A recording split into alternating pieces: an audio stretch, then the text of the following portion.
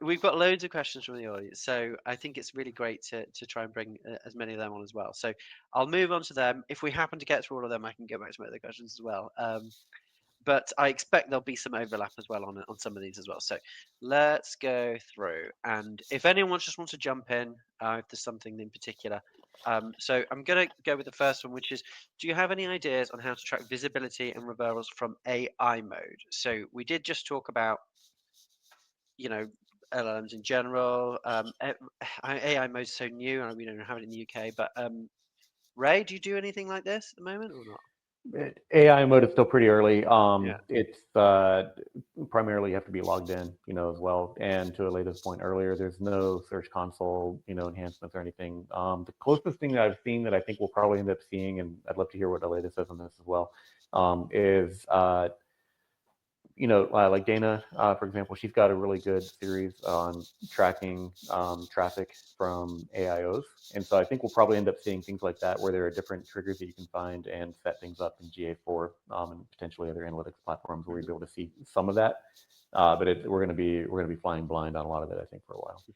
Yeah, so far since it was in the lab on test, and yes, you had to be signed in, opt in, etc. There was no way to accurately do it. Yeah. But now that it has been publicly launched, let's say, I have no doubts that through the Google Analytics and the same filters or similar filters that you could apply for AI overviews. And then also, I'm pretty sure that a lot of these platforms that track clickstream data, now that is an additional tab too. Right. Very likely they should be able to provide this additional information now that they couldn't before because it hadn't been launched so far. Yep. Okay, so I guess a little bit of a we'll see. Fingers crossed. Okay, so this one's interesting. So given that LLMs access information from both their core training data, like the common crawl, and through live web searches with the RAG, what are the top actionable strategies an SEO team should prioritize to most effectively influence visibility? Right, we have a whole webinar just on this. Just on that one topic. Build a brand, a real brand, real expertise, authority. Yeah. I mean, build a brand. Showcase in the Wikipedia. So this is very broad, right? I actually have a presentation about this that I can link into. If that's okay. Sorry for the sub promo. I mean, the presentation is free, of course. It's about how to improve your brand visibility and recognition. And at that time, it's true that I mentioned it very quickly for how this also play a role for LLMs. But it was more focused on traditional search results at still at that point. But it is highly aligned with that, right? It took my attention, Ray. I don't know if you saw this. It was during a few months ago. There was this big conversation that happened about the importance of structured data. For LLMs. Patrick, you see it? Did you see it? Well, so we did a webinar. We did a webinar. It was true. Yeah. It was you too. So it was funny how eventually at some point it was John Mueller, I believe, at the Google Search Engine Live in New York, the first one that they did of the series, confirming that yes, it is important. They use it. I mean, honestly, the more signals you can provide. I was going to say to Google, but LLMs in general about your entities, what matters to you, who are you in your own website or elsewhere consistently. It's like in SEO, right? The alignment of signals, not one thing or the other, that will allow them to recognize you what you stand for and where you should be showcased. And the more in that regard, especially for training purposes, the better, I guess, because that part of like the presence that we have had so far for traditional search results that will end up impacting through RAG 2, etc., grounding, etc. Indeed, I think that most of us already knows the importance too. Yeah, no, for sure. Okay, so let's leave that one there because again, we could spend forever on that one. So what else have we got? Okay, So how do you track mentions or links? Topics. So is this similar to what Dixon's new tool does? Which is called WayK, like Yeah, what AI YK. knows about you. That's what it is designed for. It's very specific, right? It's trying to do this stuff. I'll find a link for it. Anything else? Sorry to answer that question. Well, when you say links, I think this is talking about citations that we were mentioning before. Is that, yeah, okay. So, and those are really the two main things, because with any response, you're going to have obviously the response text, and then you're going to have the citation links peppered throughout those. And so brand mentions are going to be in the response text, and then potentially also on, if you care about getting how your brand is mentioned on those citation links beyond that point. And we are starting to see a lot more people very interested in that because they want to see what's influencing the models back at the way that they're selecting this data. Yeah. And so it becomes a really big tracking side of things. You have to get a little bit strategic, I think, both as for us as a platform provider, but also as a brand, how far deep you want to go, because you can just keep going down that tree. But I think there's going to be a lot of tools. This is definitely something we're working on. All the citation tracking is a really hot topic for people right now. Yeah, Prepno do this very well, very enterprise oriented. Also, the tools that are newcomers like WayK is Rank Scale, Peak.ai too. They do this. So there's a variety of tools that you can definitely check out and test, and use the one that better fits your preferences, budget, and so on. Awesome. Okay, so the next one. Do you care? I mean, we're going to have another. It depends here. Do you care about tracking your product's visibility as e-commerce in LLMs? Yeah, I think you should. I mean, it's this is where people are going to be shopping. So we started getting pretty granular on a lot of the prompt research that we were doing for some large shoe brands, and it was pretty interesting to see when you look at the competitive view, the level of detail that these answer engines are surfacing for individual products. And again, you have to think about whether or not you care about the foundational model and the mentions within that versus the citations. But I definitely think you should care about it. And then it's going to be a question of how are you going to track that transaction and performance and all that. Like all that's going to be stuff that has to get worked out over the next couple of years. Cool. Okay, what else we got? Simon. Right.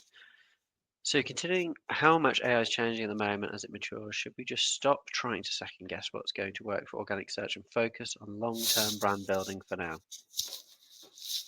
Not really. I believe that there's a very big overlap, right? There was this big conversation the other day. If we should stop even calling ourselves SEOs or something else. For me, we're findability experts and optimizers, and we like people who choose to, because their audience is there, to optimize primarily for TikTok or for YouTube or for other platforms, search features, and now most of our users are expected to start using this new platforms to search. We need to apply many of the principles that we're already applying to SEO. It's not only brand building; it's also crawlability, it's indexability. It's about understanding and improving the semantic relevance of the content to connect with the user search behavior that might or might not be different. Realistically, what I see that the biggest chance that there will be might be this, like the impact on the search behavior and the type of questions or queries that are searching one or the other, depending on the preferences and the evolution of the interfaces too. But I believe that there's a very big overlap, 95% of overlap pretty much at this point on the principles of optimization. Yeah, I would certainly agree with that. You still need the strong technical foundation at the beginning. All of the sort of digital PR type work, traditional link building mentions that you get as a result of that is all going to help train the models, the co-citations being mentioned, the topic modeling, all of it just makes sense that it's all going to work together. So I don't think I don't think we should just stop No. worrying about it. All right, so we've got 4 minutes left, so I'm just going to try and answer these questions in order because we've got loads. So, are there any ideas for content writers to approach content moving forward, especially in your money, your life industries? I mean, this is kind of where we started, I suppose. Is it just brand focused now and assisting versus answering? I don't really see that as a dichotomy. Like you have to kind of do it all. There's not really like, okay, we're just going to do brand. Kind of like the previous question. Like, okay, we're just not going to just do brand only and ignore everything else. It doesn't really make sense. Managing a brand on a digital level, you have to be very granular, and you have to cover a lot of bases, and you have to know what your footprint looks like. You have to know what your competitor's footprint looks like, and make sure that you're getting good feedback from all the different channels that you care about. So it's becoming a lot more complicated right now, but I do see a lot of this tendency to kind of, to JoJo's point, throw the baby out with the bathwater and just be like, okay, we're just going to do this one thing because it sounds like the top priority right now. But I think it's really important to educate executive teams on the fact that we are in this transition stage from where things used to be to where it's going to be, and I don't think anyone can claim to 100% understand what it's going to look like 5 years from now. But it's going to be a lot of changes, and you have to be able to manage a lot of different things and avoid this sort of dialectical approach as much as possible. Yeah, 100% agree. I mean, we will need to write for what our audiences are searching in the platforms where we really want to be found, because we see that there's higher engagement, or these are the platforms that our potential customers are actually using to look for information or services or products like the ones that we can offer. At this point, since how new LLMs are, we can see that these are pretty much informational queries out there. Like, it's still very simplistic about assisting on research around topics and so on. So I expect that this evolves a lot with new features, new integrations, new interfaces, and so on. Yeah. So yeah, I can only expect this to evolve. And at the end of the day, it's about creating information and fulfilling the needs of our users through the whole customer journey.